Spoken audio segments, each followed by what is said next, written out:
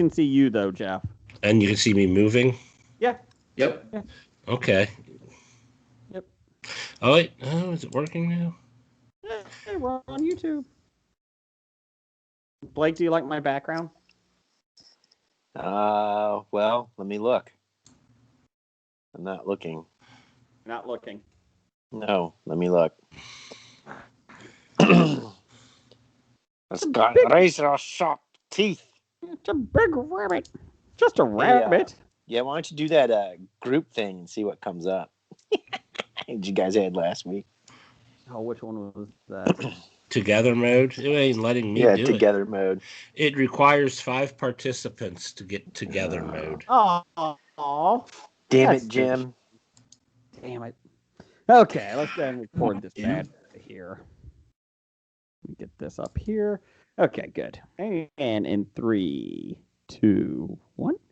Welcome to the History of Bad Ideas, episode number 377. I'm Jason. I'm Jeff. Blake. And I'm the intern. Yay! Jim's not here this week. It doesn't sound like intern Gary. I know. Gary is gone. Gary went home. Oh. But he went back to Gary, Indiana. Yeah, but he's with Amber, so he decided to come back our way. Because if you had to be with Amber for that long, you would come back to the Hobie podcast station. Please tell me you're not talking about those Teen Mom? Teen Moms. That's who intern Gary was. He was awesome. Christ. I might hang up.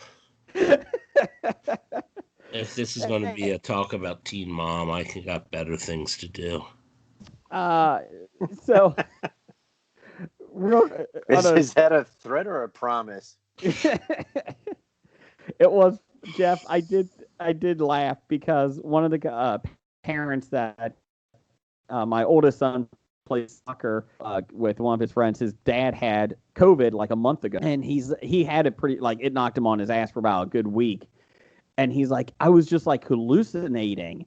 And I was like, what do you mean? He's like, I don't know if it was from COVID or I don't know what it was. But he's like, basically, I would lay in bed and I would wake up and he's like, I would have Teen Mom on. And I'm like, what? And he's like, yeah. And I was like on MTV? He's like, no, I had it on Netflix. And I'm like, wait a minute. First off, you put it on purpose? He's like, yeah. And he's like, I would literally have these vivid dreams while I was sick that I was involved in these teen moms' lives. And he's like, that was the worst part about COVID. That alone is enough to make me want to stay inside forever. I was cracking up though when he's like, I would wake up and it would be like Amber yelling at somebody. I was like, that's awesome. So don't get COVID or you'll be in Teen Mom. That's the threat. So be careful. So no guest this week. Don't get any teen girls pregnant. You won't be in Teen Mom either. That would be a good call too, Blake. That should go without saying. That could be a bad idea. There you go. There's our bad idea this week. Especially if you're our age. Stop it. Get out. I was going to make a joke about you pouring in there's a lot of MILFs with teenagers. They're 18, 19. Never mind. I'll just stop. Let me show you the room.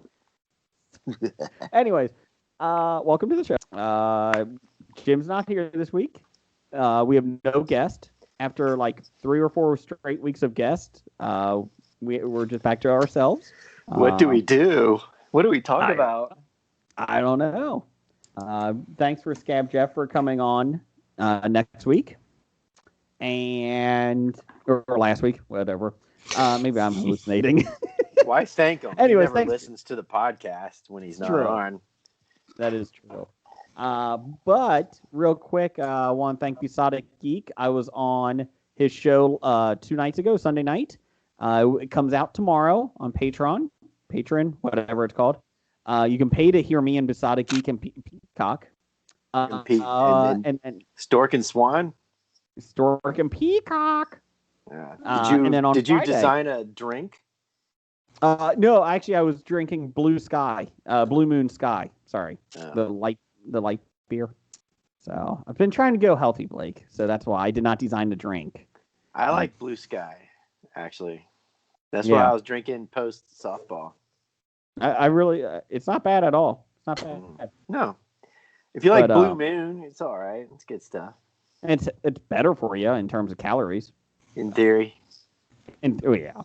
So we got to talk Star Trek: The Next Generation pilot episode. Oh boy. First time I've talked to Peacock. I think it's going to be the last time I talk to Peacock. I don't think she's going to talk to me again because of Star Trek. I just want everybody to know I gave the synopsis of what the episode was about. I did the outline, and it was quite possibly the most accurate outline of a Star Trek episode ever. So nothing happens. Well, no, I went off for about okay. 10 minutes. I think I did it well, though. So I do want to say thank them. And so there you go. We will let everybody know when that comes out. And thank them for your one and only appearance. It is the bad pilot. I mean, it really is. I was getting razzed over the coals, raked over the coals over it because they were like, "You're wrong. This is a great episode." And I'm like, "Did anyone else watch this?" Like, no. Oh no, I rewatched that a couple of years ago and thought, "Oh my God, I'm surprised this made it to a full show." After this pilot, I can't believe. And no, wait, no, that was one. Yeah, that was what you call it, syndicated. But syndicated. I can't believe that people picked up on it, other than the fact that it had Star Trek in the title. It was rough. Well, if Picard don't have a beard, don't watch. Riker. Yeah, if Riker don't have a beard, don't watch. Yeah. It is kind of interesting because I believe they're supposedly, big Trekkies, and you're not. And so giving them the non-Trekkie perspective, it probably shook their world a little bit. It did. But you for pilots and stuff, you want that. You are, reaching out to the traditional Trekkie, but you also need to grow your base, so that wouldn't have been one to grow the base, right? And probably explains why I never watched the series. I'll watch the 1960s stuff. I'll stop and watch it, believe it or not, but I won't watch the New Generation or anything like that. Well, the good news is I booked myself for Deep Space Nine in 3 years when they watched the pilot of that, so I'm excited about that. And then that's good. I did talk about the best Star Trek series, the Orville, so that worked out well. I saw you tweeting about that. They were probably angry that you kept talking about that, huh? Again, I don't think I'm coming back ever again. You just said you were back in 3 years when they did. I'm hoping they forget about this episode. So, but yes, thank you. Good. Of course. Then I started watching The Passion of the Christ today while I was working out, and dear God, whoo! Talk about some light viewing. Oh my God, I think I would rather watch Star Trek: The Next Generation pilot 2 more times than watch this. So you're watching the dragging the cross through town bit and going, that's a good CrossFit exercise. Maybe I'll try that next time. Just so dragging the cross, the crucifix. And then everybody will take jump ropes and smack me as I go by. That would not. Wow. I'm sorry. Did I get too personal? No. So I'm watching that for everything I learned from movies. Thanks. It's 2 hours and 6 minutes. Oh, I paused it, and it felt like an hour and 45 minutes went by, and I paused it, and it was only 47 minutes gone by. Ugh. Oh. So you're watching that for EILFM? Yeah, it's a weird week. It is. I have a question. How come? Because I love the podcast cross-pollination because I just recorded with 40 going on 14, and I had to do homework. Yeah, they're doing Then and Now. One Flew Over the Cuckoo's Nest with Ratchet series. He told us this last week, Jason. I mentioned going on there, and why is it, Jason? You're doing homework for other people's podcasts. I'm doing homework to get on other people's podcasts. And then how come nobody does homework to get on ours? No, they don't. They don't. Tony, I think we just woke up from salty language. Well, Scam Jeff does watch all those movies before the Oscars and the Golden Globes. So, but that's not really homework. That's his. He's going to be doing that anyway. But I mean, it's not like because we don't ask anybody to do anything. It's just like, hey, come on. Yeah, that's true. For no reason, just show up. Or you could be like Neil. I was like, "What'd you think, Neil?" Well, I didn't see it, but I liked it a lot. Let me see if I can get Neil in on this episode. Oh no! Let's see if he's there. Yeah, God damn it, Brigger's calling me again. Yeah, while you're pinging them, it was kind of funny because 40 going on 14 is one of those podcasts. When you started this out so many years ago, they were one of those podcasts that we birthed with more or less, and they're getting back on Geek Life Radio, and so it's been a long time. They're up in the number of episodes like us, except we cheat in the holidays. But we tack on some extra numbers, but they're up there in podcast episodes in years. And I asked them, when are they ready to go 50 going on 15? Did they give an answer? No, but they're not there yet. They reminded me they're not as old. Yeah. Oh. Not to be confused with that other shitty podcast, 14 going on 40, which is some stupid love affair podcast between people that have been married for 14 years and talking about it. What? I haven't heard about that. And hitting age 40. I thought that was a teen mom podcast. Yeah. Stop it. Yeah, I was about to make some terrible joke about that too. No, that's called mid-30s mom, otherwise known as that shitty TV show everybody liked several years ago. Can't remember. OG. This Is Us or something. I don't know. Wrong genre. Yeah, that's not This Is Us. Does anyone watch? Hello. Bicycle coming through. Does anyone know if does anybody watch This Is Us? I do. Are you caught up? Yeah. We're not. Okay. We haven't watched since it came back in March, so that's why. We saw Aquaman, Justin guy, whatever his name is, the guy that played Justin Hartley. Yeah, in the car wreck. But we didn't see after that because we know he's not dying. He's in the flash forwards. Yeah. Stupidest fucking cliffhanger. Do you want spoilers? Go ahead. I would say he wasn't even in the car wreck. Oh, jeez. There was another car that went off the side of the road, and he helped the person that was in the wreck. Are you freaking kidding me? Nope. Yeah. That's actually in a side episode called That Was Them. I like that. I like that one. It's still better than A Million Little Things. That fucking group. Anyways. Real quick, speak of EILFM. If you go to Etsy, go to Untitled Venus. She's got lots of new stuff out there. Izzy, she has a coupon code for you guys. HobiePod. Put that in. You save 15%. She's got lots of great little geek things, unicorns, sloths, everything you can want.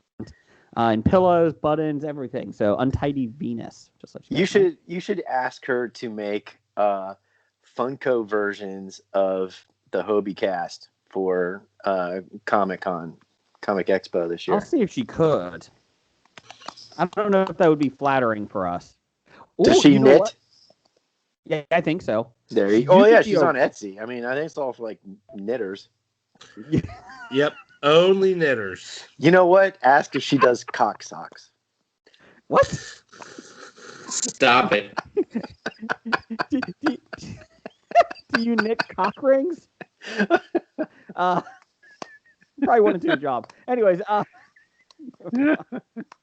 Brian, get us back on track. What have you watched this week, or what's going on in your world? You got something to promote, right? What's that? You got something to promote, like a good cause. We're not all assholes all the time. You want to promote it?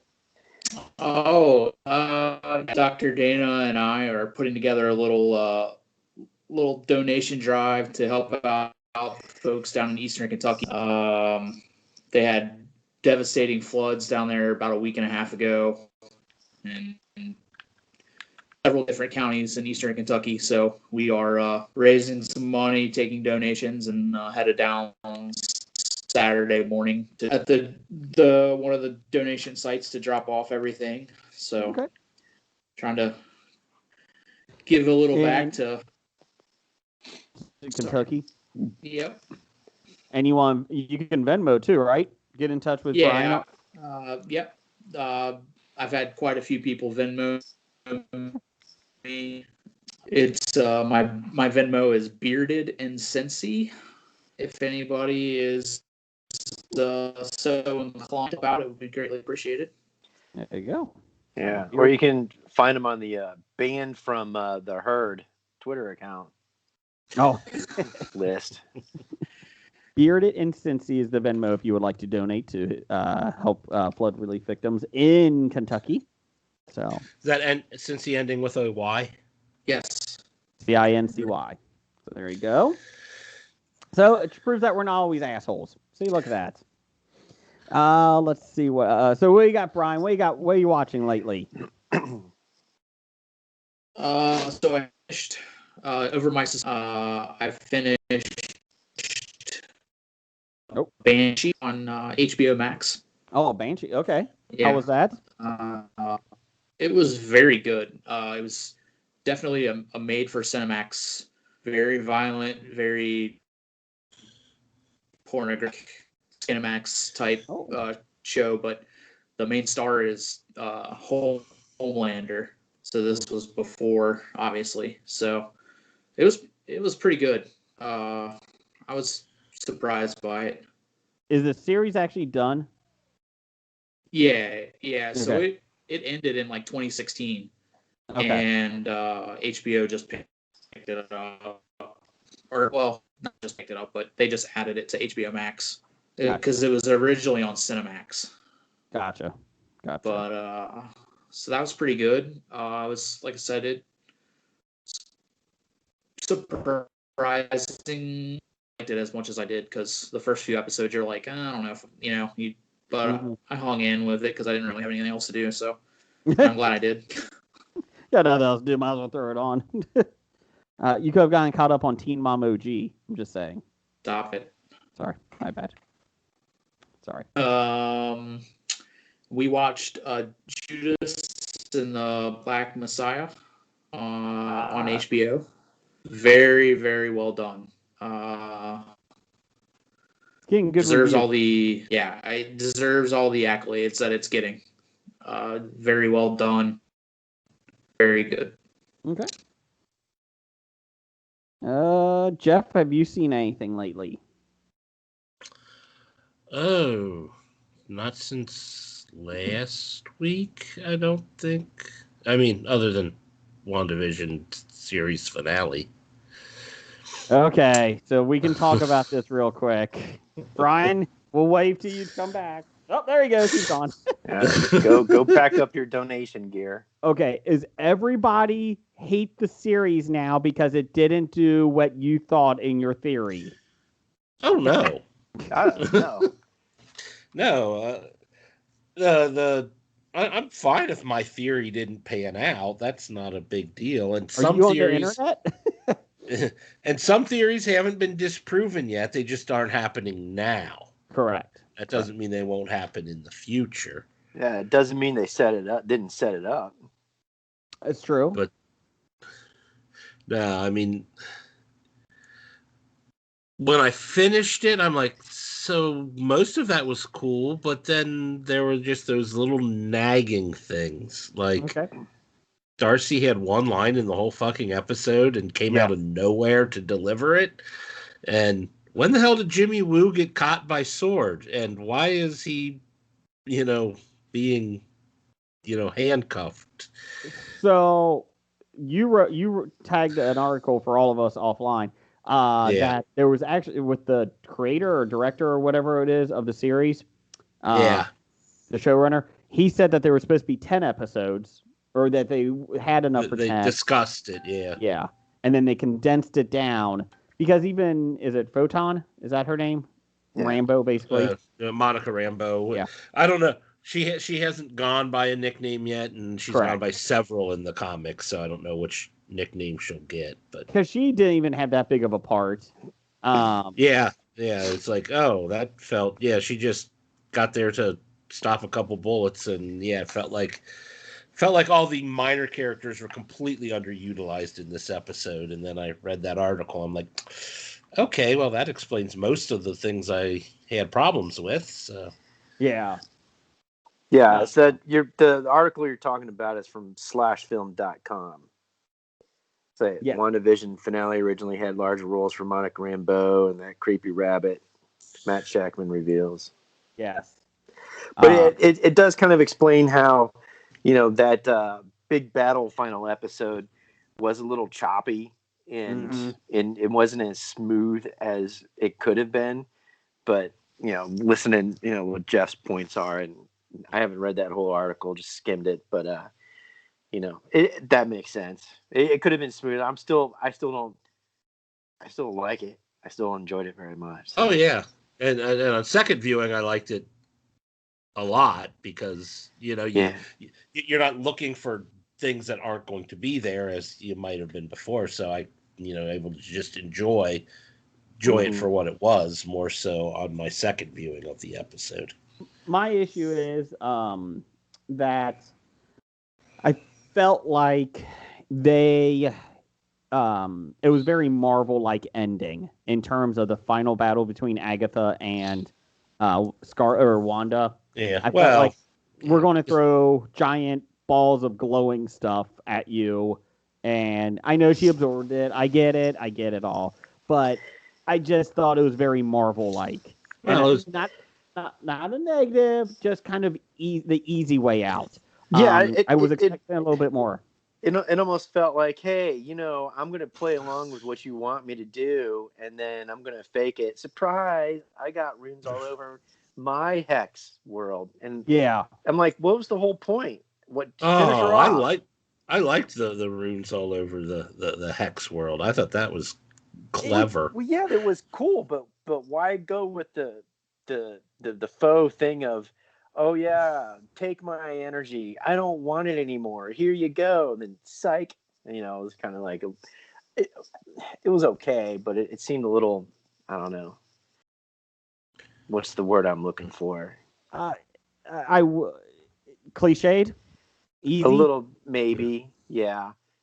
I mean, honestly, if you're, fighting somebody to put them down that threaten your two children, I wouldn't go along with this little faux. Oh, you're absorbing my energy. Oh, look at this. Oh, yes, please take it. Oh, and then go, surprise, bitch. I was faking it all along. Well, maybe she needed to do that, like power her up so then she can get it back. I don't know. I'm sure there's some reason. Then it was probably a way to drain her powers more so than whatnot, but. You had to have her offer up the power to you to drain it from you, and she had to get her purple goo.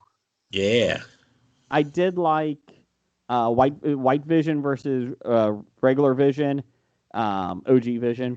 Talking. Didn't it feel like they cut that debate out? Yes, it's like they cut it into it, and you're like, oh, okay, well, I see. This is your premise. I understand now. I'm like, I would have loved to listen to the entire correct argument. I felt like that was kind of shortened. I thought the argument went on well, and then he unlocked his memories, and so White Vision's coming back, right? White Vision will be back in the MCU, yes. But I liked it. It was a creative way of solving their dilemma, like fighting each other. I really enjoyed it. I thought the fight scene between those two was great. That was pretty cool. And I did like the line Vision telling his kids when the military shows up, we didn't prepare you for this. But then Wanda going, but you were born for this. I thought that was awesome. That was pretty cool. And I mean, and I like kids that, take care of the army. Yes. And I did like that they made Agatha back to the nosy neighbor. I like that part. I like the thing. And we get the hint that Agatha tells Scarlet Witch, Wanda, that she's more powerful than Doctor Strange, Sorcerer Supreme. You're So, more powerful than the Sorcerer Supreme. And then, spoilers, we find out the kids are alive. Either these kids or they could be from another dimension. Well, we hear the kids yelling for help. Yes. At the very, very end credit. Yeah, Yeah. the post credit scene. Yeah. And I did like the joke. I know people were pissed off, but I love the Quicksilver joke, the Ralph Boner. He's now. Wasn't that a great red herring? It was a very Mandalorian, not Mandalorian. Who's the bad guy? Was in Iron Man 2. Yeah, the Manchurian. Iron Man 3. Oh yeah, the The Manchurian. Mandalorian. No. Oh God. That was the Manchurian. No. Trevor. Yeah. Anyways, I thought that was man. See, it's going to bug you now. Oh my God. I'm trying to Mandarin. Google it. Mandarin. That was I just Googled it. Yeah, Mandarin. I'm sure Mandarin. Everybody watching this is like, what the hell? Yeah. Oh. Probably screaming at their podcast. Three old guys whose brains stopped working. I liked it though. I mean, I like that little twist. The one thing online is that they said that, well, maybe that it actually is Quicksilver, and it was just coincidence that Agatha picked him to be Quicksilver. And it's like, no. I think that's too easy. No. That's too that was the husband of the house that she took over. Yeah. And I love the fact that he turns out to be a tool, and his name is Boner. Yeah. There was people online, and there was articles saying that was a lowbrow joke, and they should have never done it. I'm like, really? Just stop. Are you kidding? I thought it was great. Maybe again, I like lowbrow humor. They were talking to, I suppose it was the director of that episode.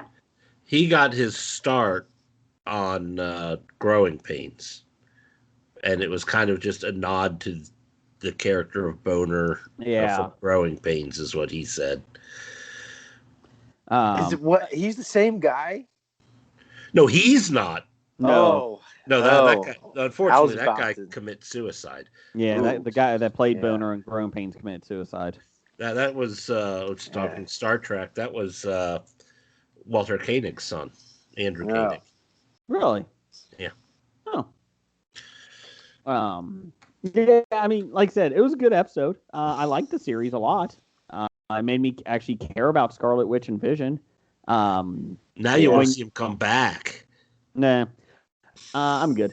Do you know WandaVision is actually not just the title of the TV show, but it's a combination of Wanda and Vision?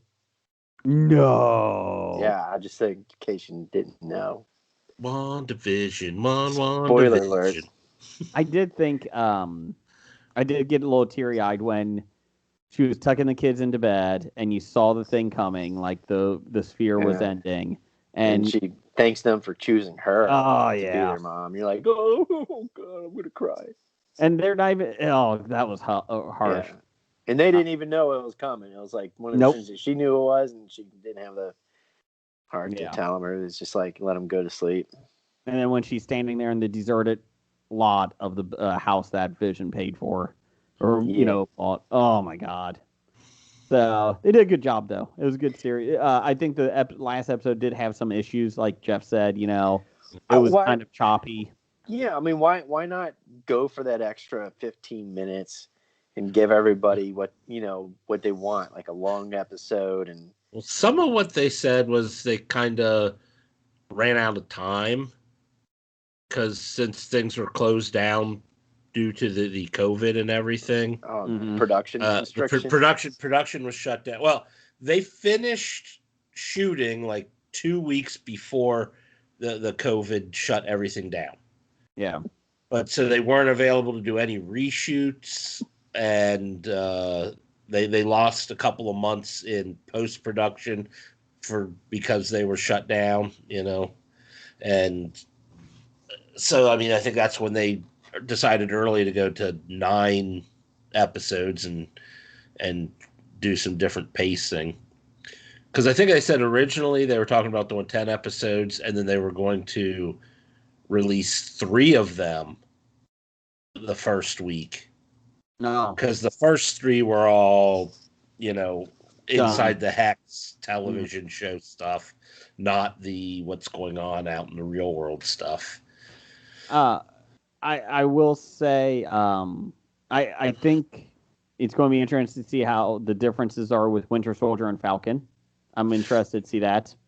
Yep. Now the other issue is too, don't forget, this was not supposed to come out until next year or later this year, WandaVision. The reason was it was supposed to lead right into Doctor Strange Multiverse of Madness. Yeah. There were supposed to be 4 things in this phase of the MCU out before that. Falcon and Winter Soldier were supposed to be before this. Obviously, Black Widow. Shang-Chi, I think, was supposed to be before this. And the Eternals were all supposed to be before WandaVision. Yeah. So that did screw that up because now we got to wait till next year for Doctor Strange to come out. 2022. So this would have been a perfect segue into Doctor Strange movie, but that's fine. We'll wait a year for it. Yeah. So what I would like to do, I would like to ask you guys 2 questions. Well, first one's an observation. I would love to remember we were reading all those 1-star reviews after the first or second episodes. Yes. I would like to go back and listen to all those people. Okay. If you watched it all the way through, has your opinion changed? Mm-hmm. And then 2, there's talk about, what about a season 2 WandaVision? Could you actually do a season 2 and without, stating this season 1's legacy and how well written it was? I don't even know if I would want to. Exactly. No, you can't do a season 2. I don't think you can. It's just over. Because I like this so much. I don't know how you can do it too. The characters can be in other things, but not WandaVision. What that was is contained and over. Yeah. Hey, Brian, welcome back. Oh, hey guys. Did you see? Speaking of TV shows and people being angry at WandaVision because it didn't do everything that they thought their theories was going to. Spoilers, no Reed Richards. Anyways, another thing that people are mad about is, did you see that Pepe Le Pew is now no longer going to be in any future Looney Tunes films or TV shows? I'm fine with that. I like Pepe Le Pew. As a child, I thought it was a little too rapey. It made me uncomfortable watching that as a child. I don't understand how, him forcing himself on female cats was done for amusement. So the best part is people started on Twitter. I just want to read a couple of these. They started doing hashtag cancel a cartoon character just for fun, and I thought this was kind of funny. Yes. So let's see. Clifford, the big red dog, he used steroids to grow and profited off his illegal drug use. Cancel a character, Piglet, because he fucked my wife. What? Okay. Okay. I was a little worried about that. Thank God Johnny Bravo wasn't around during a day of social media, because Johnny Bravo is pretty awful with that too. Let's see. Thomas the Tank Engine for cracking a smile, knowing damn well his ass is single-handedly causing global warming.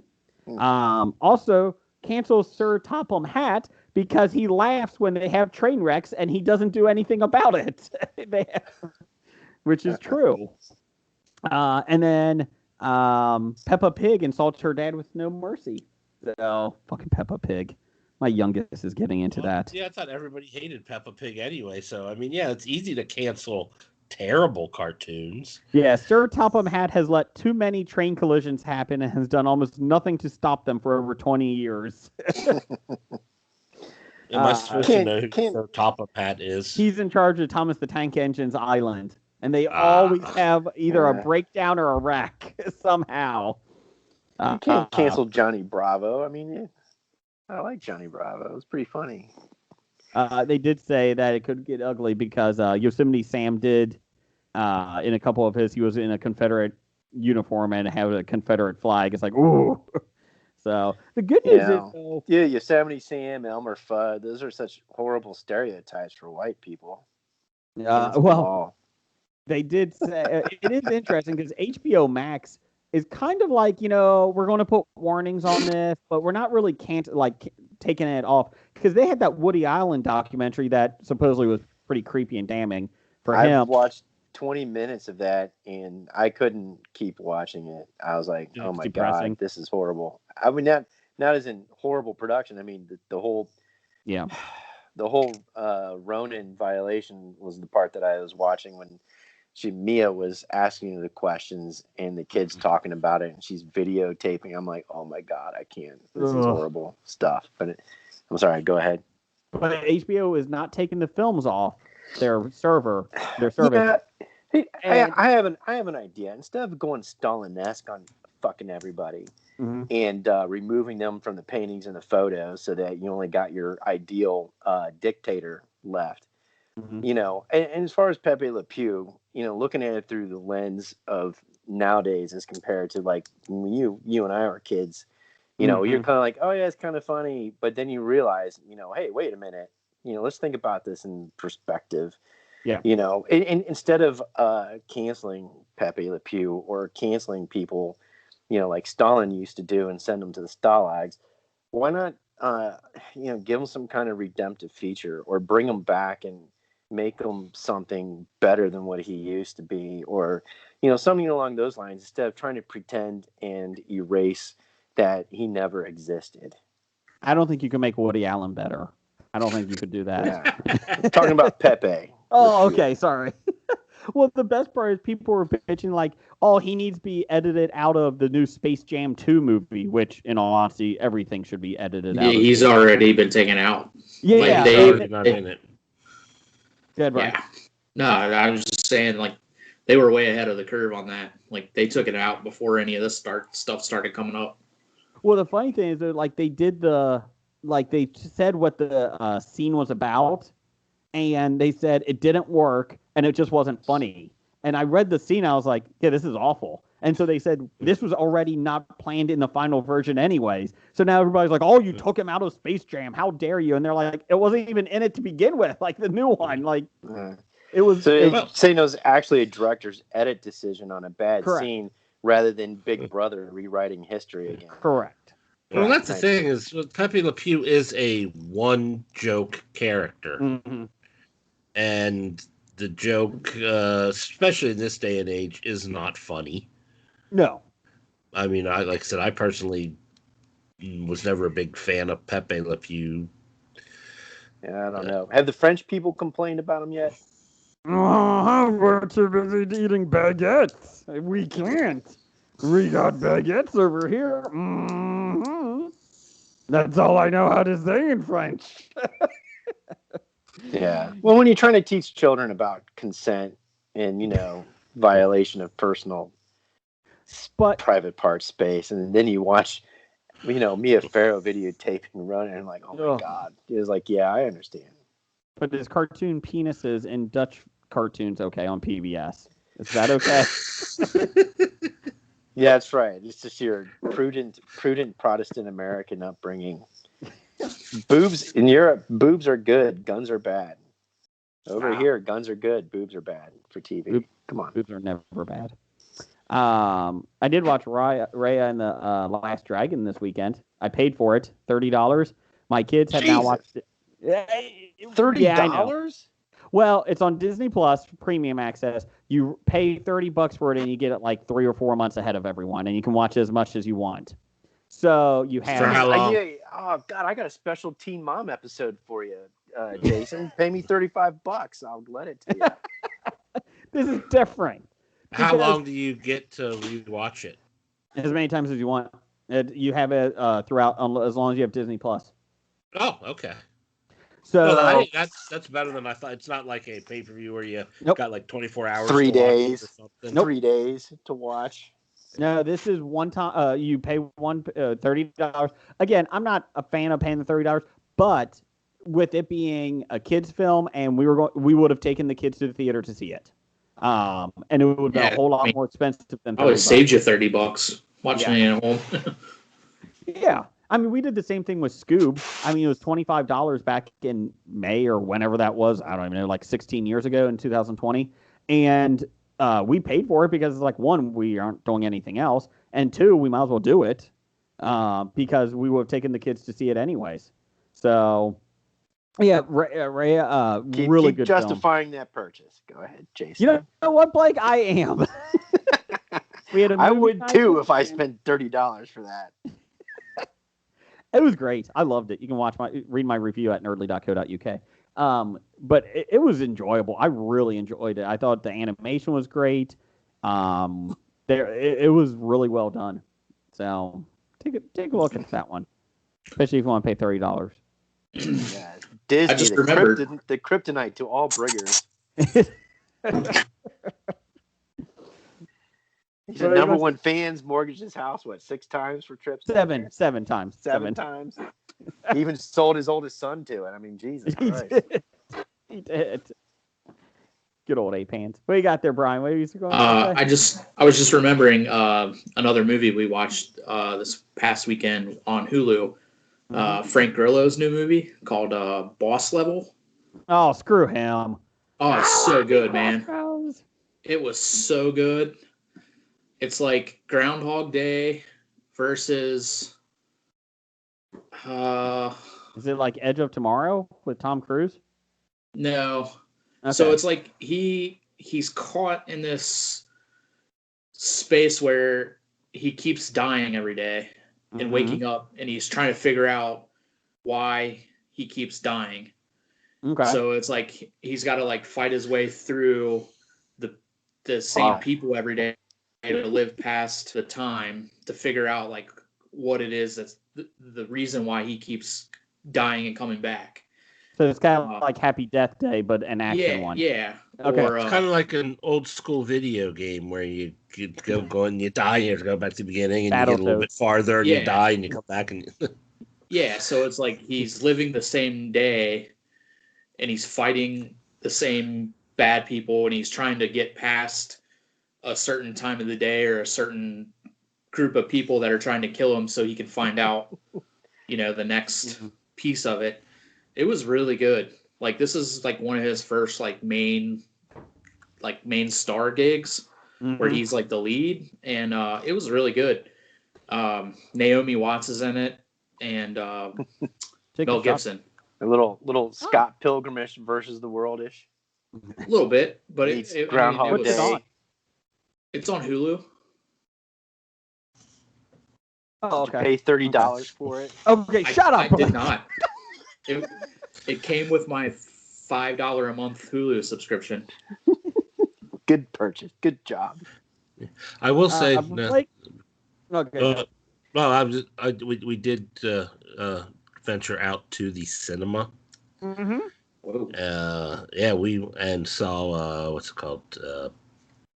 Chaos Walking. How was that? I wouldn't bother with it, to be honest. It was there. Was this your first time back in the cinema since the Rona?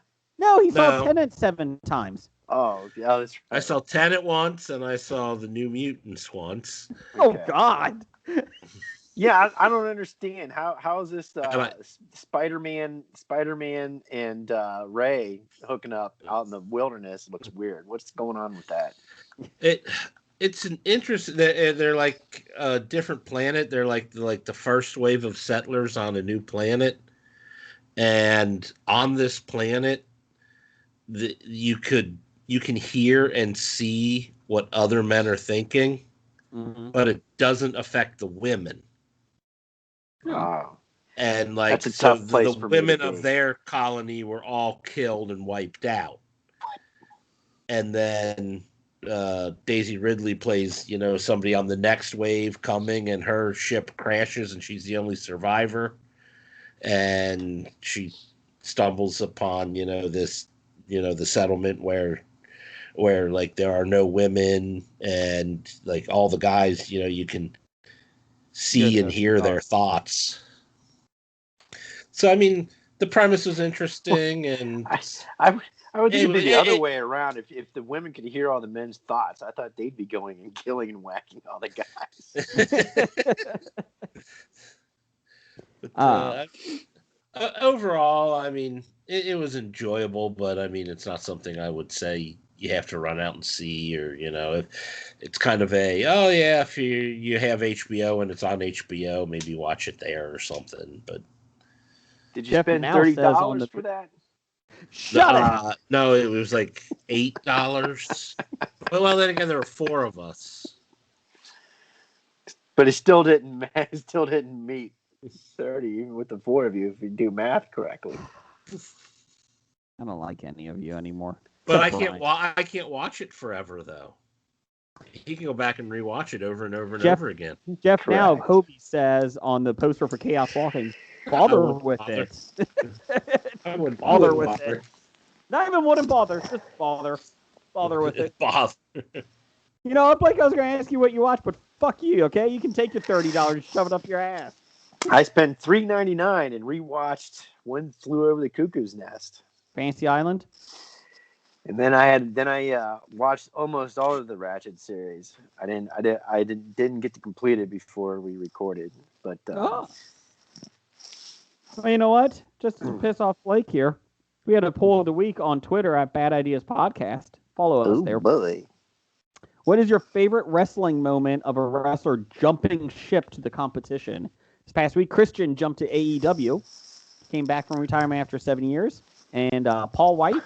Big Show is there, and we'll see. Ethan Page showed up from Impact Wrestling, and then they had sparklers in the death match, so that was not good.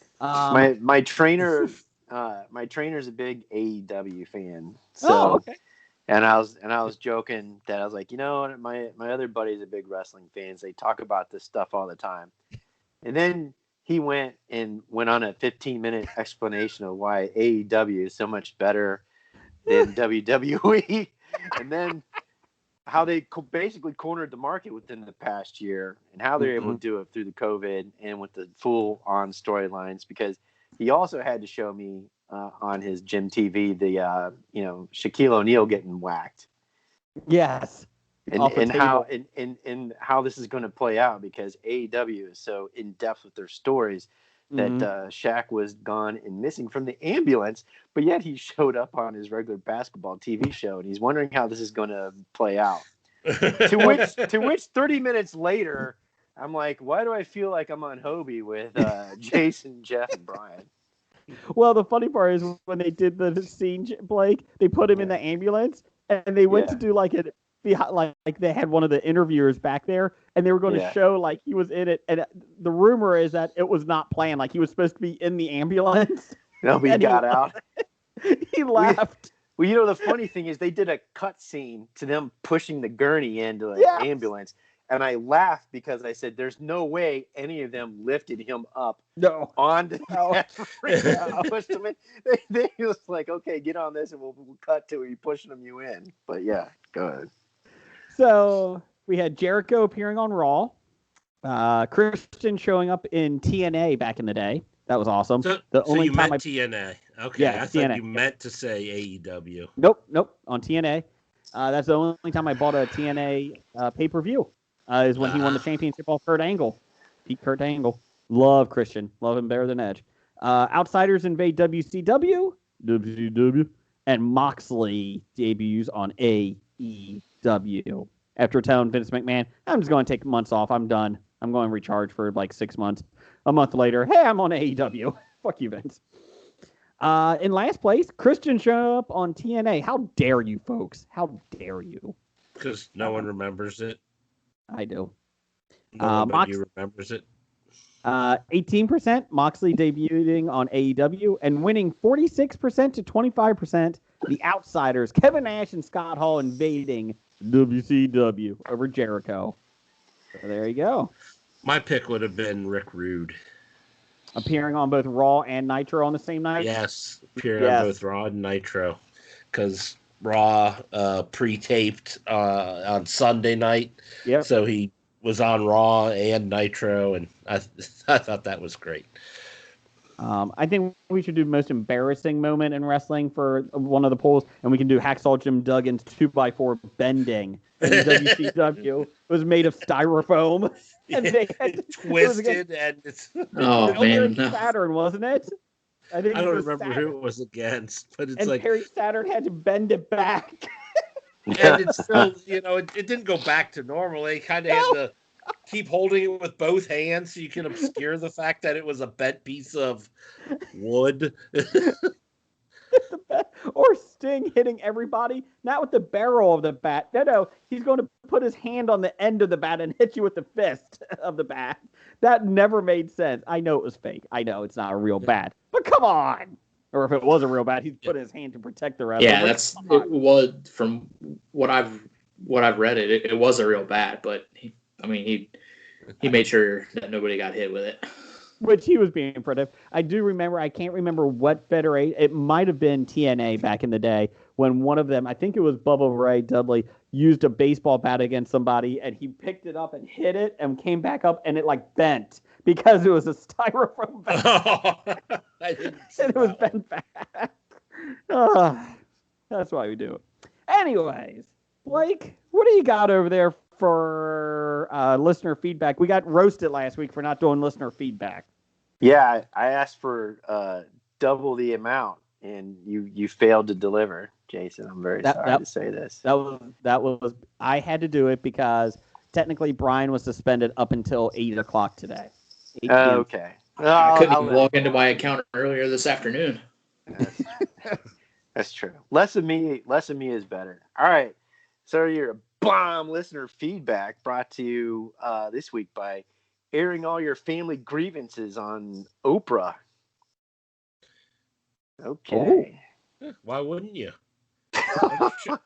I'm sure Oprah's paying them handsomely to air their grievances. For it. They didn't get paid anything. Her production company got $7 million. Yeah. Okay. So they got $7 million for it.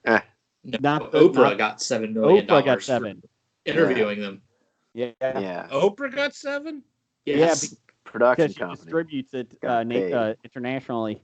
Her interview, they got nothing. They got nothing. They didn't even get scale wages to be on television. All they got. They should picket them. They should at least get paid scale. We at least get paid scale for this show. Yeah, IOUs. All they got to do is basically flip their bird at the royal family. That's basically it. I feel bad because they only have $10 million from Princess Di's inheritance, and they only signed a $100 million contract with Netflix. I feel bad. I don't know if they're going to make it that money. But you know what? I don't think it's so much about the money, though. Yeah. And you know what? I support them, though. You know why? Because anybody that takes down the royal family, I'm all for. Good for them. Any subversive actions against the royal family. The richest welfare recipients. Yeah, I mean, come on. This is a group of people that includes, Prince Andrew. Right. Still can't believe Prince Philip is alive. Well, the Queen is still alive. Come on. True. Yeah. Well, she's had a lot of stress in her life. She had the Princess Diana thing and this. That's two things, Jeff, in 106 years. That's tough. Well, that is tough. She did. She was in the service during World War II. Okay, 3 things. So there was one that. or two. Two. She both. She was in the Spanish-American War. She was old enough, or she was born when World War I happened, I think, but she wasn't of service age then. Of fighting age? Yeah. I think. Or was she? Let's see, that would have been the teens. She was 36 in 1921. I mean, she's got to be. She had to be fighting in World War One, right? She was 26 when she became queen in the 50s. So, no, she wouldn't have been in there. Oh, okay. Anyways, Blake, go ahead. Anyways, when you're queen and you get to bathe in the blood of British newborn children slain for your secret longevity, you know, I support everybody taking her down. You're right. It wasn't that what the Magna Carta was all about? She Or was French there. guillotines. She was there with the Magna Carta. She's in the background. She was protesting. She's like, she's like the Forrest Gump of Britain. She just shows up in all historical things British. So now we got to see. I would watch that version of The Crown if she just shows up in this story. I mean, that's a great comedy. You better trademark that right now. My wife did not appreciate your joke, Blake, about The Crown when she watches it. And I was like, Blake says that, spoiler, she's still alive. I can tell her how it ends. I can't. It's not over yet. Speaking of Gumps, let's start off with that. That guy that we always start off with. He's like our Forrest Gump of our Hobie moments. He just shows up. Big D. That's right. 7. Doug. Yeah. He asked a question I don't know if anybody really cares about, but he's asking, did the Bengals accidentally release their new uniforms to the public by eBay? Brian, you're the football guy. They did not release their new uniforms. There was a counterfeit jersey that was released publicly by a seller on eBay, stating that they were the new uniforms when in fact they were not. Okay, I hope it looked okay for color. Been terrible uniforms. It looked okay. Yeah, it was all orange with the Bengal stripes on the sleeves, right? All orange with like a little bit of stripes on the shoulders, and it was about as bad as just having a helmet that's just brown. I mean, that's horrible. I mean, it's orange, Jason. It works. It works hard to get that orange helmet with a brown and white stripe on it, Jason. Sorry, orange. My bad. I'm surprised Mike Brown hasn't bought that guy's jerseys and made them for the whole team, because they're right up his alley. It's cheap. It's only one color, and there's only a little bit of accent on the sleeves he had to pay for. I mean, come on. Are you saying Mike Brown only likes one color? Green and minimum salary contracts. That's not true. Yeah, I like the best comment about Mike Brown. He's never signed a minimum salary contract he didn't like. Speaking of Browns, did you see Johnny Manziel is now hooking up with Josh Gordon in the fan-controlled football league? Pretty exciting. I mean, how many Browns draft busts? I mean, there should be an entire team made of Browns draft busts. I mean, you can make a lot of good money off of that.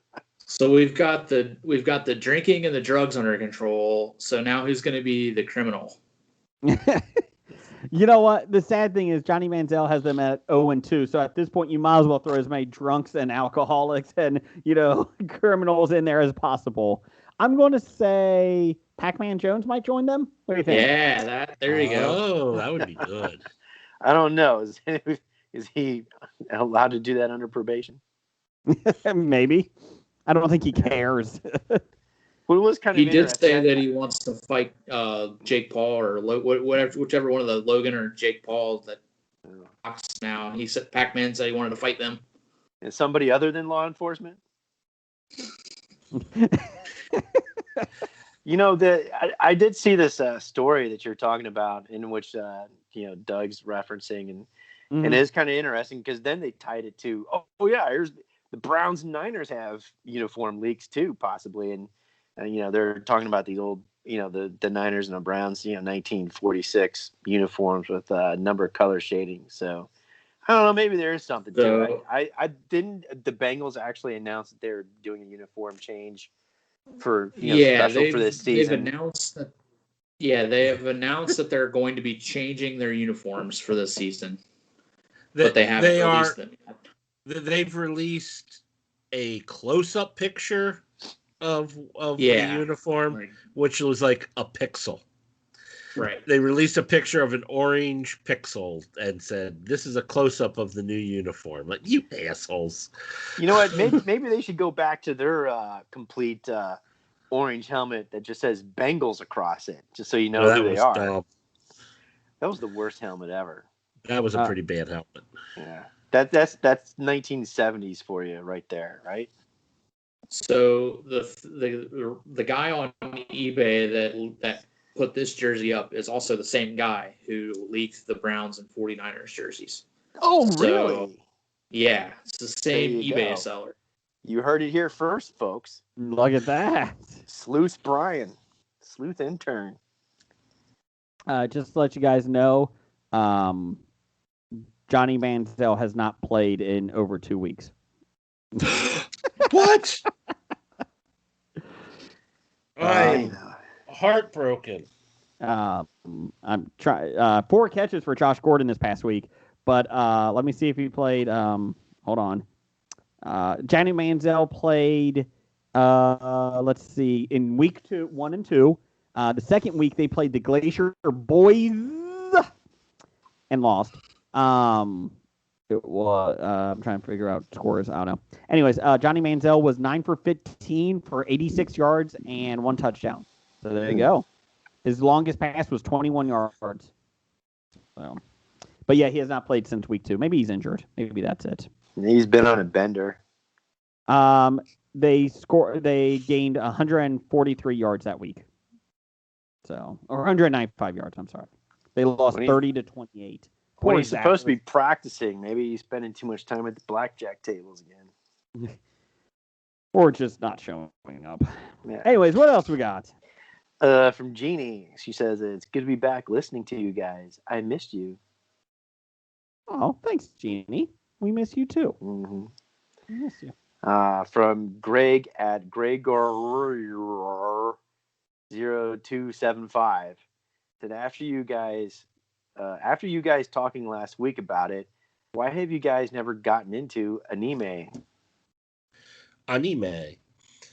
I'm into Star Blazers episodes and stuff. I mean, you and that freaking Star I'm into that old stuff. I think the biggest problem I have with anime is just the cadence of their speaking just really bothers me. Like the dubbing? The dubbing and it just... the dubbing over cartoon mouths.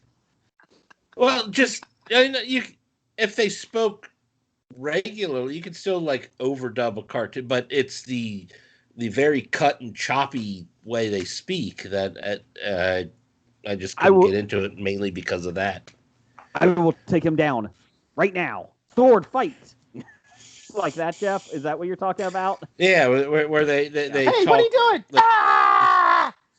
doing? Just like that. Yeah. I could see that. I feel like there's too many. There's so much anime that I can't even know where to start.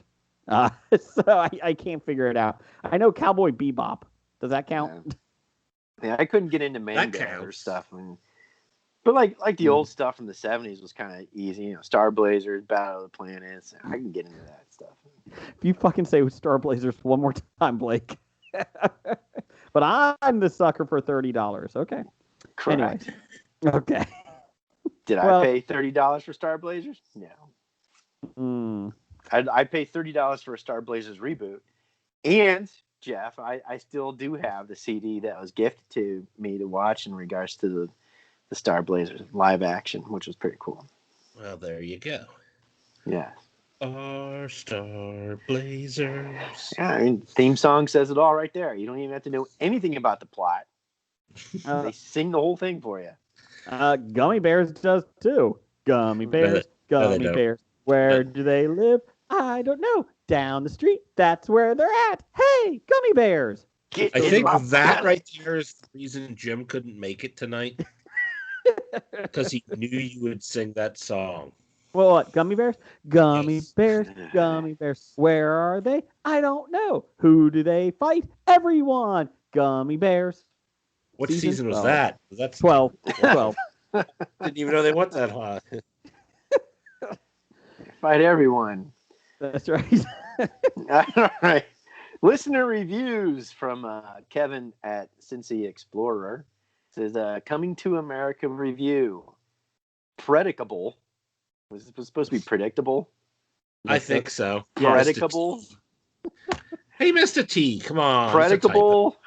Packing tissues. And in the middle. Issues. And in the middle, some story script assholes, but it was hilarious. Perfect use of Nosferatu caricatures and monuments, and it held on to the theme of the origami. Original. An enjoyable Rolex. Wow. Rating 6 divided by 10. 2/3. So that's a 66%. Who writes this stuff? From Gary. Pop Culture Cafe. What is he coming to America? Does Data, Star Trek Next Generation, as if we needed that, everybody knows who Data is, have interchangeable penises? Well, Jason just watched the pilot. He should know by now, right? I would think so.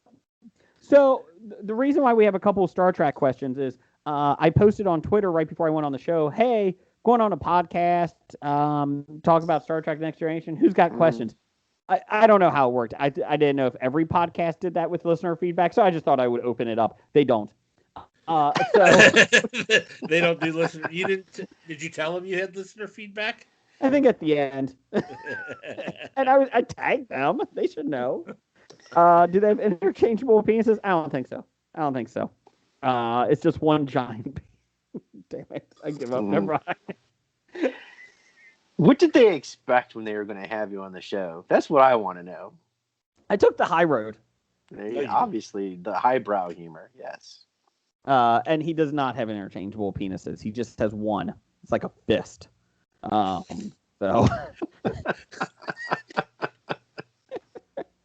Or is he like Derek from The Good Place, where he's just got wind chimes? Oh. What's the point? Have you seen The Good Place? No. You should. It's got Kristen I should. Bell. It does have Kristen Bell in it. I should. Next question, going with your themes, Jason, is from Brian Owl. Owl. Says, how does Brigger get 2 hours of his life back after watching the pilot to Star Trek Next Generation? It was tough. And obviously I'm going to have issues because I'm trying to get 2 hours back from Passion of the Christ. So I'm going to say I wasted a lot of time this week. I'm going to say it was a rough week. So still better than Star Blazers. So I'll take that. I mean, I guess that's a positive. And then I also got Sky Sharks about Nazis having flying sharks this week that I got to watch. So it's gonna be a fun week. I think I'll be honest. I think Sky Sharks might be the best of the three. But you know what?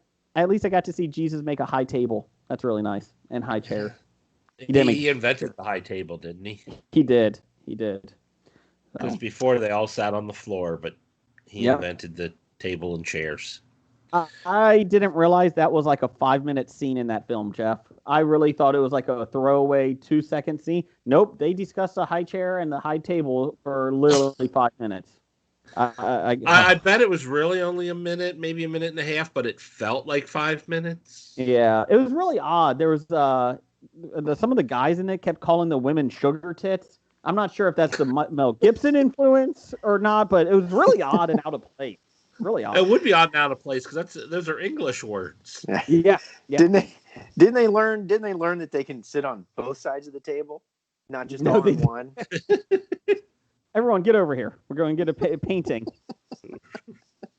Oh, I've never sat on the other side of the table before. What is this strange culture? Blasphemy. What else we got? We're going to wrap it up.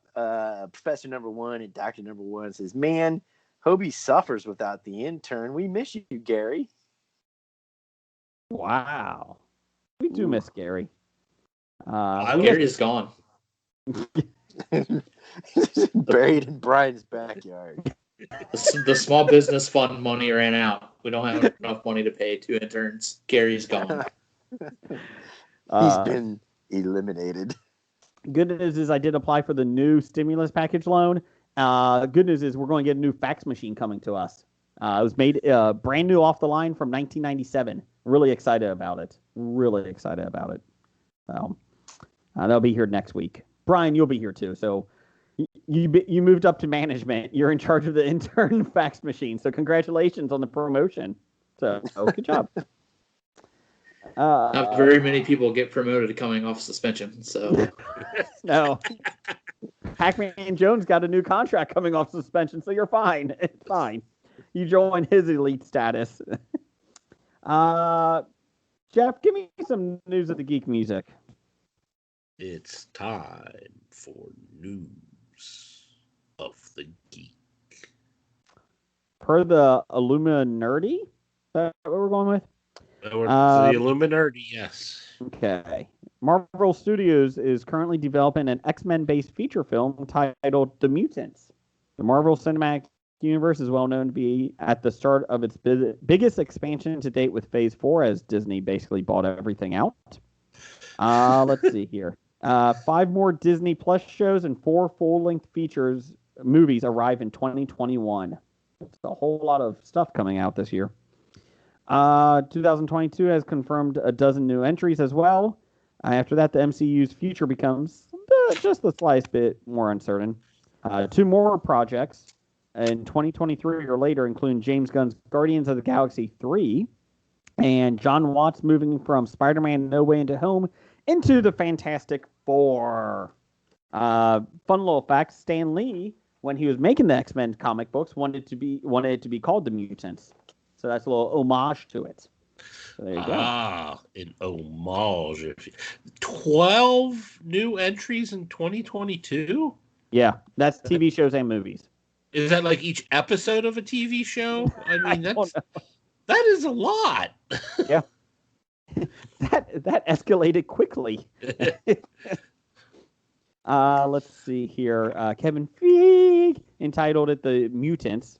It's currently being developed as a feature film and is intended to be a reboot of the X-Men franchise. Let's see. 20th Century Fox made a dozen movies from the X-Men. Jeez, oh Pete. I think 2 were good. I think they made 13 even. Yeah, over a dozen. Okay. Because I saw somebody rank the 13 movies, if you count the New Mutants, that is. Did that ever come out? Yeah, it came out. Oh, okay. Okay, just checking. Let's see here. So there you go. X-Men is coming eventually. Good for them. Let's see. Steven Spielberg, per the Hollywood Reporter, Scab Jeff's favorite director, Steven Spielberg, has teamed up with Stranger Things creators, the Duffer Brothers, for an upcoming series adaptation of Stephen King and Peter Straub's The Talisman. Talisman. There you go. For Talisman. Netflix. Yeah. Let's see here. Spielberg acquired the film rights outright and perpetuity. Perpetuity. 2 years prior to it ever being published, and he has spent 35 years trying to crack a screenplay for the fantasy horror novel, but never made progress until recently. The Duffer Brothers were served as executive producers through their banner Monkey Massacre Productions. I like that name. I like the name. Yep. Monkey Massacre. On the series alongside Spielberg's Amblin Television and Paramount Television Studio. The story follows a 12-year-old Jack Sawyer who goes on a mystical journey to save his mother from terminal cancer with an artifact known as the Tallywhack. Jack's search takes him from his home in New Hampshire throughout the heart of the United States and to a perilous alternative universe called the Territories. No, not the Territories. They're inhabited by duplicate or twinners. Inhabited. Of each person in the United States whose lives mirror each other's core features, such as birthdays and major emotional events. The novel was followed up by the 2001 sequel Black House, which follows an adult Jack Sawyer. Both novels are very loosely connected to King's Dark Tower universe and will be connected to the Slam Bam Great Dark Tower feature film. Well, everything that King wrote is somehow connected to the Dark Tower universe. Even if he has to force it in there, he was connecting it.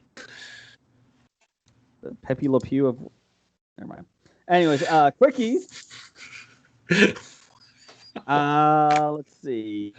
Disney's upcoming live-action take on the creepiest thing ever, Pinocchio. Oh, that's got to be creepy. Why are they doing that? I don't know. It's coming to Disney Plus too. Ugh.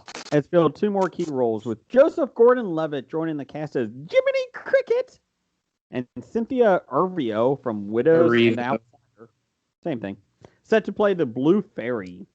She was also in the movie I saw this week, Chaos Walking. Yes. Hollywood Reporter has revealed that Benjamin Evan Ainsworth from Flora and Ulysses. That's a Disney Plus film this week. It's a little rough.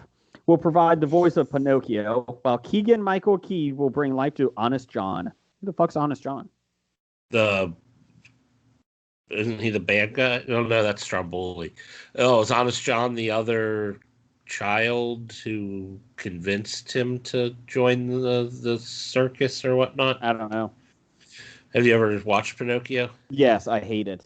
I've seen it like 3 or 4 times. I hate it. I can't stand that piece of shit movie. I think it turns into a donkey. Yeah. I think Honest John is the one that turns into a donkey. I could be wrong. Until I'm proven wrong, that we're right. They joined Tom Hanks as Pinocchio's father and creator, Geppetto, and Luke Evans as the coachman. Back to the Future director Robert Zemeckis. Really, Zemeckis? Well, helmed the project, and also co-wrote the script with Chris Weitz. No release date has been set, but the movie is expected to commence production in the UK later this month. COVID, you're a son of a bitch. But if you could shut down production of this film, it may all be worth it. It may be worth it. Fucking Pinocchio. Stupidest piece of shit movie ever. I'm sure he'll be canceled by something by the time. I hope so. Geppetto's a, creepy guy with a van. Would you like to be a real boy, Pinocchio? Get in the van. With puppets. Get in the van. I'm next to Shazam. Why has his nose got to get so big? Come on. I'll go play. Never mind. Box office news and World Reports, March 5th through the 20th. Whatever. Blood Jeff, take it away. World Reports, box office news. Take it. Okay, don't ever do that intro again. That's your meaning. March 5th, 2021 through March 7th of 2021, Raya and the Last Dragon made $8.6 million in its opening weekend on a $140 million budget. So now that's just the box office in the U.S. So here's the issue. They said it was lower in the U.S. because there's been contract issues with Disney and some of the movie theaters. I think it's not Cinemark. Might have been another one. Yeah, that one. But not AMC, maybe? Probably. I think Disney and AMC had problems, if yes. I'm not mistaken. So it was not on or on as many, screens as it could have been. And they said that a lot of the cities actually didn't even have it. So that's why it was a lower amount than Tom and Jerry made last week. So there you go. Because Tom and Jerry is second with $6.6 million, a total of $23 million on a $79 million budget. Jason's favorite movie of the year so far. Ugh. Chaos Walking came in third, bringing in $3.8 million in its opening weekend of a $100 million budget. Did it look like a $100 million budget? Well, nowadays a $100 million budget doesn't get you as much as it used to. Mm-hmm. So there was definitely, shit. Not shit. $100 million doesn't buy as much as it did in the old days. It doesn't. By golly. When you think $100 million is, I mean, come on, Raya and the Last Dragon cost $140, and they didn't even have any live action people in that. So I mean, nor any dungeons for that matter. Yeah, I want to see Raya and the Last Dungeon. The dragons were good. But Boogie came in fourth, make $1.2 million in its opening weekend of a $13 million budget. If $100 million doesn't get you much, what does $13 million get you? Get your Boogie. And the Croods, A New Age, still hanging on in the top 5, made $780,000, but total of $54 million on a $65 million budget. The Croods is going to make its budget back in the theaters if it's the last thing it does. Yes. Upcoming, March 12th, 2021, we have Trust. I got this one. I got it. No, you don't. You're going to yeah, make something up again. No. Hold on. There we go. A man, Clive Owen, has difficulty coping with the knowledge that his 14-year-old daughter was assaulted by a sexual predator she met in an online chat room. I don't think I need to see that right about now. I'd rather you make the plots up. Wait, I picked the wrong one. That was 2011. Wow. Oof. The story of Pepe Le Pew. Yeah, there you go. Documentary about Pepe Le Pew and his comeback. I don't have 2021. There you go. Moving on. What's next? Dutch. Okay. Is this Dutch. the one with Ed O'Neill? Working man Dutch is dating the divorced Natalia, and he offers to drive her stuffy 13-year-old boy Doyle from his private school in Atlanta to his mom's home in Chicago for Thanksgiving. Yeah, that's the one with Ed O'Neill, isn't it? From Doyle is not interested as he blames Natalie for the divorce and wants nothing to do with the mom. Oh, wait a minute. Friends. That's not right. Go. No, it is. That's the Ed O'Neill movie from like the late 80s, early 90s, right? Starring Ed O'Neill. Yeah. No, it's a sequel to it.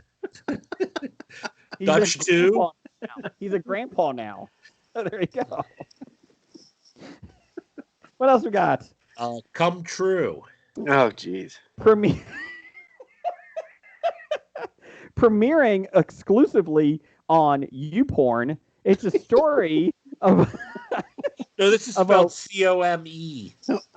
About a MILF that teaches a 19-year-old daughter's friend how to be a woman. Ooh.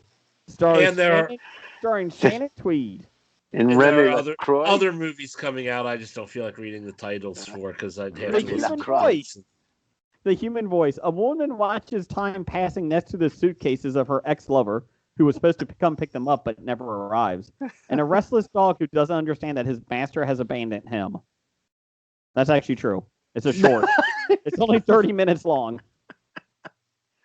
So there you go. What else? Lamb of God, the concert film. The true story, documentary style, of the Lamb of God musical group. It's a Christian group that wrote the theme songs to many famous cartoons, including Gummy Bears for all 13 seasons. What else we got? I thought this was Jesus' follow-up to, making a fish last for 1,000 people. This time they had a rack of lamb. That's the next one. That's next week. That's Lamb of God 2. Thank God the last one is The Long Weekend. Fun-loving salesmen Richard and Larry are invited by their boss Bernie to stay the weekend at his posh beach house. Little do they know that Bernie is a perpetrator of fraud they've uncovered and is arranging to have them killed. When the plan backfires and Bernie is killed instead, the buddies decide not to let a little death spoil their vacation. They pretend Bernie is still alive, leading to hijinks and corpse desecration galore. Jim, come back. I think I did pretty good. Now I got a headache. Can't wait to see Dutch 2. Actually, I'm kind of, dare I say this, I am pleasantly entertained. I suppose the worst part is I knew exactly where that was going to go. I'm like, The Long Weekend. I'm like, he's going to read Weekend at Bernie's. That was an easy one. That's true. Blake, I'll be honest, I think Come True might have the best plot of all of them this weekend. I think it might. Yeah, especially if it has Remy in it. I'm good to go. Unfortunately, Blake, it costs $30 on Hotel Access TV pay-per-view. But you get to watch it as many times as you want, right? That's right. That's right. Over and over again. Well, when you can only last for 60 seconds. Brian looks like... Brian, do you miss Gary now? You miss Gary, don't you? Brian wishes he was on suspension again. So I might be self-imposed suspension next week. I think you did a fucking good job on those movies. Dude, be careful sniffing that Gorilla Glue. That's right. Don't put it in your nose.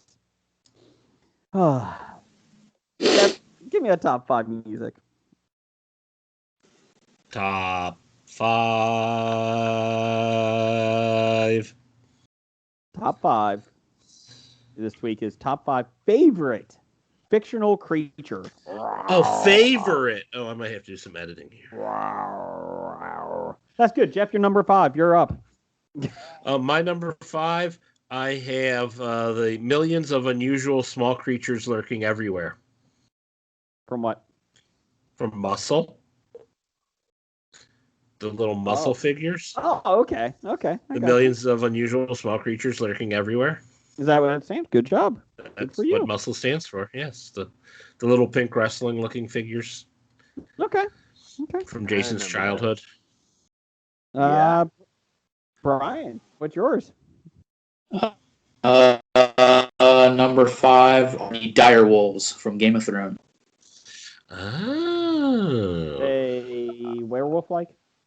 Nope. They're just large. No. Okay.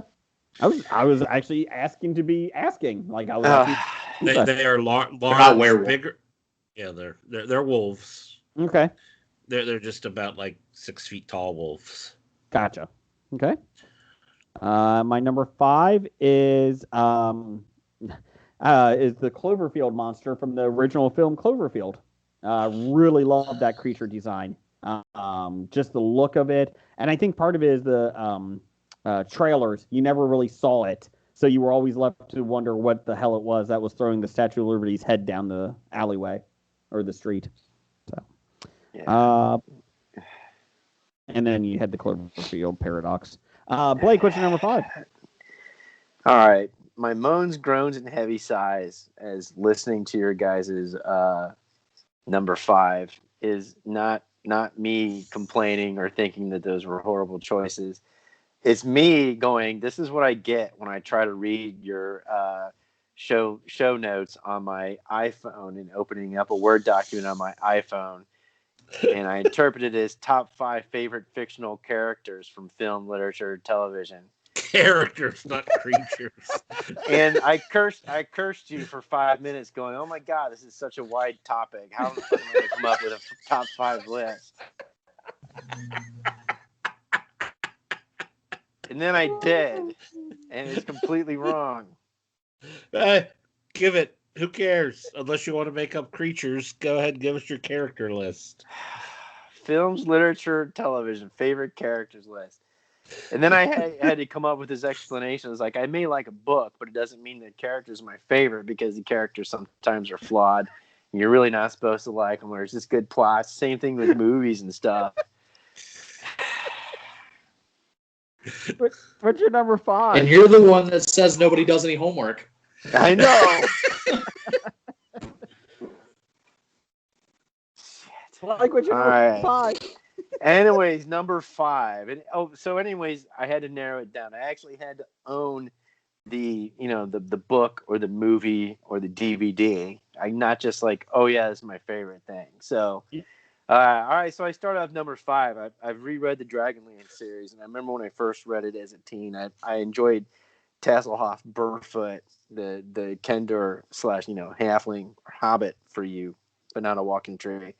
But as I got older, I've come to appreciate more Tanis half elven. So there you go, fictional Tanis half elven. Brian, did he have a stroke? Because I did not understand one word of that.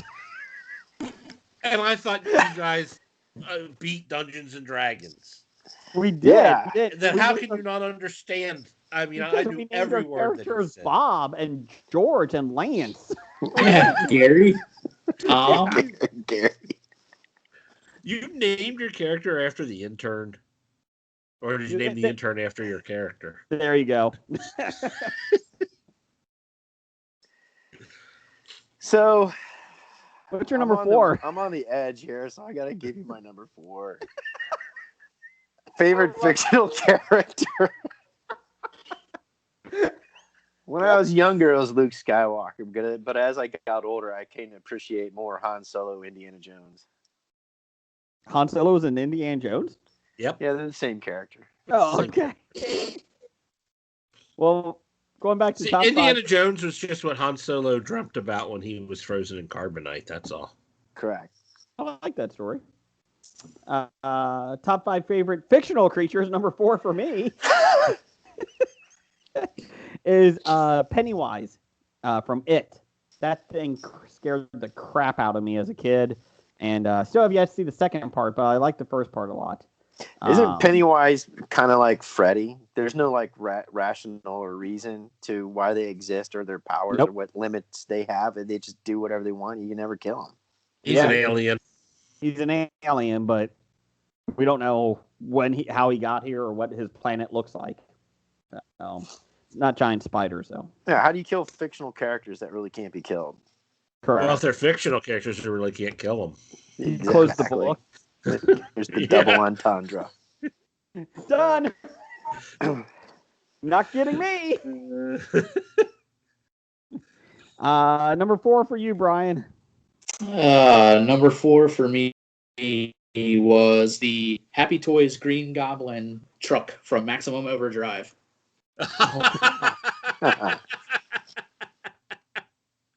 Okay.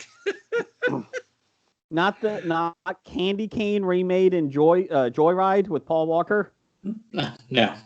Candy Cane. No, the Goblin truck that was featured in the AC/DC Who Made Who video. Oh, God. Yo. Jeff, number 4. Number 4 for me, the Keebler Elves. They make cookies. They make delicious treats. Oh man, that's awesome. Jeff, number 3. Number 3 for me are Fraggles. Down at Fraggle Rock. Down at Fraggle Fraggle Rock. Down at Fraggle Rock. I like the Doozers too, but I like the Fraggles better. The Muppets that were in prison on the Chain Gang. Number 3 for you, Brian. Soon to be canceled. Number That's 3 right. for me was Scott Howard from Teen Wolf. TV show or movie? The movie. Oh, okay. I watched the trailer for that today, and it's amazing to me like how different movie trailers are now.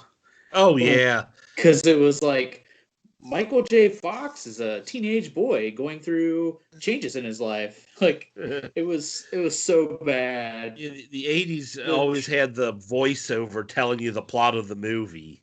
It's like the back of a book. Let's see. Number 3 for me. Yeah, that's me. I have the Graboids, aka the Tremors from the movie Tremors. Love those growing up. Now that they've gotten legs and some other things, not so much. But I love the original Tremors. And now that they've advanced from larva. Yes, they've moved up in the world. Let's see. Blake, number 3 for you is actual fictional characters. Top 5. Fictional creature. Yeah, fictional characters for me. I actually own all the Calvin and Hobbes and all the Bloom County, but out of that, if I had to pick one, it's Steve Dallas.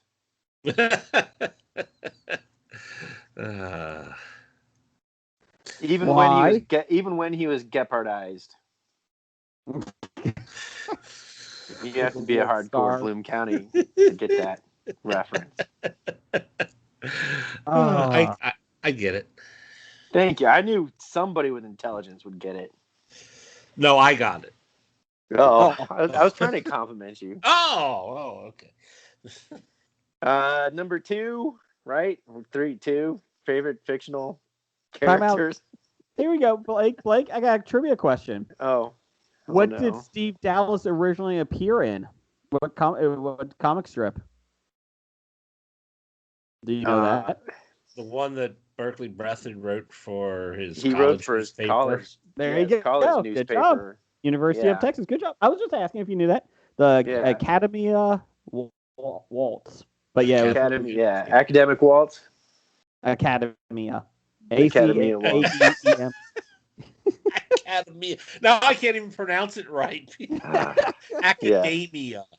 Academia. There you go. Academia. Macadamia nuts? Macadamia nuts. That's it. Macadamian. Matt Damon. Macadamia nuts. Matt Damon. Steve Dallas first originated in macadamia nuts. What do you got there, Blake? Number 2. Basically, almost all my Dungeons and Dragons player characters have been created essentially originally off of Aragorn or Legolas when I was younger. However, as I got older, they were themed after Mad Mardigan and Garrett from the Thief video game. Fucking Garrett. Speaking of Garrett, I went to look on the PS4, and it's been a while since I've done Deadly Shadows, and they actually have a Thief for $19.99 with DLC content because it's so popular with fans with stuff. Still? So yes, so $19.99 is still under $30. I may buy it. $30. That seems like a waste. I said $19.99, Jason. Oh, sorry. For unlimited play. I have unlimited play in Rye. My number 2, I Hobied it because it came from the Star Wars universe. The Wampa. Love the Wampa from Hoth. And the Rancor monster. Had the Rancor monster growing up, the figure, or the big monster. Really. So my impersonation of both of them was the same. I went roar. Brian, what's your number 2? That was both of them. This is, let's see, number 2 is via Dr. Dana. I had to get a little help on this one. It is Audrey 2. From Little Shop of Horrors. Audrey 2. Oh, from the Little plant. Shop of Horrors. Yeah. From the original, I hope. Yes. Little Shop of Horrors. Little Shop. Jeff, number 1 or 2 for you? 2 and 1. My number 2 is Care Bears. Stare. Because they do the Care Bear stare. Mm-hmm. That's all, unless somebody had anything else to say about Care Bears. So who's your favorite? 2. Bedtime Bear. Sticky Sock Bear. Wow. Oh, whoa. I think that was also in the Allen versus Pharaoh documentary. Oh, man. On, I just need to hang up now. Number 1. Number 1, my favorite fictional creature is the Western Dragon. What is that from?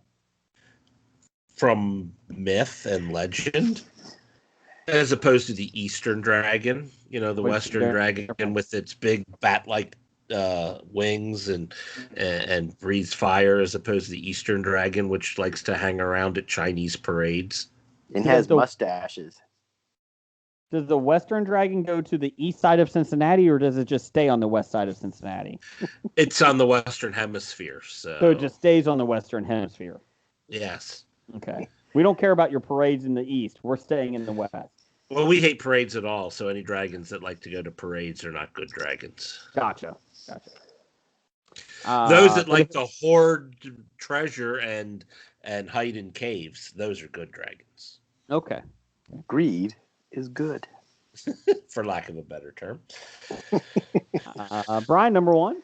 Number one for me is Sicko the Robot from Rocky 4. More of a robot, not a creature. Because I actually had the cast of Mystery Science Theater, the robots Crow and Tom Servo, but I put them back because they're robots. That's a little shaky. Why can't robots be creatures? Okay. You know what? Number one will be Joe the Lion from The Zookeeper.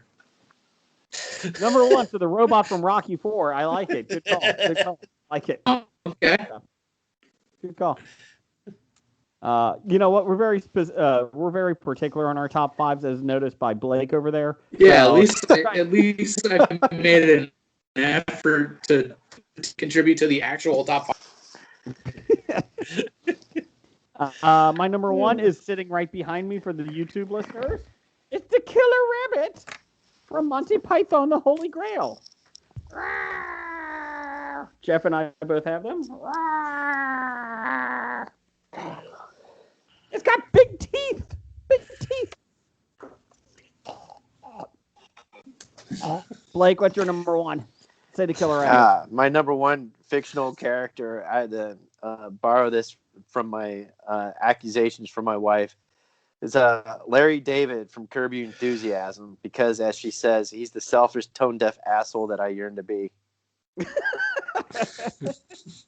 That your wife yearns to be, or you? Me. Oh, okay. But is he really fictional? He is a character in a series. Blake, did you have any honorable mentions on that? No, I had a hard time coming up with these. Okay. You know what? I appreciate your dedication, though. Oh, thank you. My honorable mentions, I had Chewbacca. Wookiee. The Wookiee. Gremlins. The actual Gremlins. And Groot. Love Groot. Brian, you got anything? Nope. I had ants. Oh, fucking ants. I know. Okay. They're the same thing as Groot. I mean, literally, they're the same thing. Fuck you. Let's see here. Jason's Marvel movie experience is now ruined. Hate you all. We had lots of listener feedback on this one. I wish I read some of those before I came up with my list and started recording tonight. We had Dr. Number I One might have gotten a hint of what was actually supposed to be. Dr. Number One. Dr. Number One had Rodin from Godzilla movies. The Kraken. Release the Kraken. From the whiskey? Yes. The Wookiee. My Kraken impersonation is the same as my Wampa and Rancor. The uncanny. We had Wookiees. Number two, a smart blonde down the hall. And number one, politicians who give a damn about their constituents. Well played. Truly fictional. I've never even seen Brian, one of them in fictional universe. Dave, the movie Dave. He wasn't a politician. He was an actor. That's true. That is true. Brian Auer had Master G. I don't know what that is. From Stargate. Watch that. Bubo the Owl from Clash of the Titans. That's a good one. No, he's a robot. The original or the reboot? I think the original. The original. Yeah, the reboot was dumb. Okay. A Tauntaun. Godzilla. And number one from Princess Bride, rodents of unusual size. I don't believe they exist.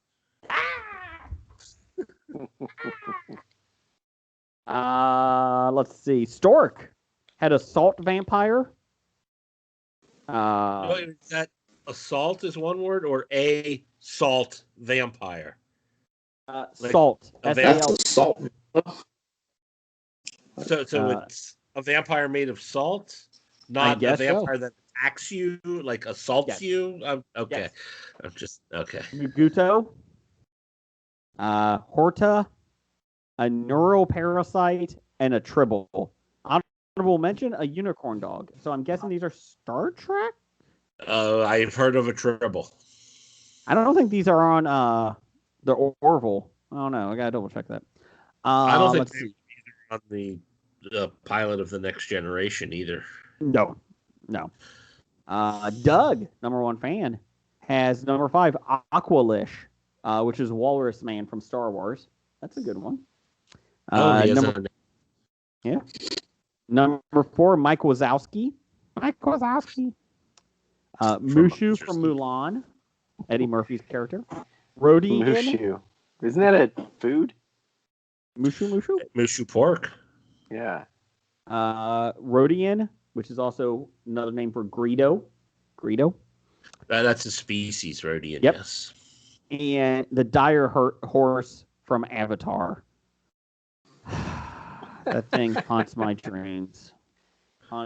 I honestly thought he was going to say the whatever the species they were, Na'vi. I expected Doug to say Na'vi, but no, he went for the dire horse. He went for the deep knowledge. Steve, we got 2 more here. Steve at EILFM podcast. Everything I learned from movies has Mogwai. Sorry, no, Mogwai. That I was thinking first from Jungle Book. Nope, no. That's from Gremlins. Yeah. Gizmo is a Mogwai. Graboids from Tremors. Good job. A Xenomorph. Nice. Predator. Ooh, Predator is a good one. Aliens are better than Predator. He's got to be more. And albino killer apes from Congo. And then Big Dev. He had Law and Order Republicans, Communist Democrats, Trickle Down Economics, Deep State Lizard People, and Man Bear Pig. Man Bear Pig is real. Also, we actually have one more. 2 on 3. Hey, thanks. 2 on 3 pod. All right. Had Falcor. The Luck Dragon from Neverending Story. Hippogriff. Hitmonlee. Hitmonle. Hydra. Sure Hydra. Cut off one head. 2 more take its place. Yep. And Kaiju. That's a good one. And he also had the Robo Beast from Voltron. I like that one. The Lions. Yeah, that's a good one. And then Doug has a request for next week. Since the interview took place this week, there has to be a new episode of I'm Megan next week. Oh God, no! Get on that. Nope. If Doug coming on, and you and him can do I'm Megan by yourselves. The only time I'm in favor of cancel culture is canceling that from our episodes. Best segment ever. Yeah. Just above Boardroom. God. I'm Megan. Let's see here. I think that's pretty much how the interview went. Honestly, tell you the truth. I'm Megan. Bad idea of the week. Number 218. Don't get a teen mom pregnant. Don't do that. Wait, hold on. A teen mom. Not just a teen. Don't get a teen mom. So you're allowed to get a teen pregnant, but when she becomes a teen mom, you have to stop. Is that what you're saying? I feel dirty. Moving on. Titles for the show. That's it. Don't get a teen mom pregnant. That's a pretty good one. No, we're not doing that as a title. I had Pepe Le canceled. Teen Moms. Like a Fist. They Fight Anyone. This Is Them. Only $30. Misinterpreting the Top 5 Again. And Nobody Does Any Homework. Jeff, you got anything? I got I wouldn't bother with it. Packing tissues. The long weekend at Bernie's. Oh, I like that one. Just close the book. Just close the book. I beat you, Pennywise. Macadamia nuts and sticky sock bear.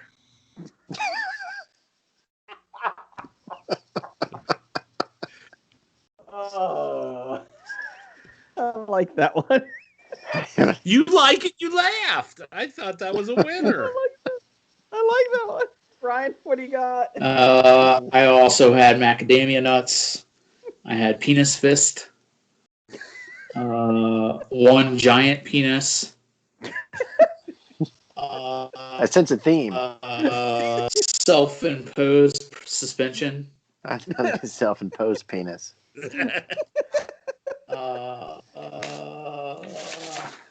Penis. Those are the only 4 that I had wrote down. These are the only 4 penises I had written down. When you were trying to do the titles, Brian, you were looking for them. You kind of sound like Bill Clinton. Nope. Nope. No, Josh Gad has no butthole. Listen to this podcast before we get canceled. Too late. Okay, so we're doing, what is it? Sticky sock bear? Sticky sock bear. Ooh. I like that one. I'm not doing Teen Moms. Literally, no, we're not doing that one. How about I'm not doing Teen Moms? No. Stop it. But you wrote down Teen Moms as one of the titles. That was when I was young and stupid in hour 1. The show has reached a new low. And Roger says goodbye. Goodbye. Bye.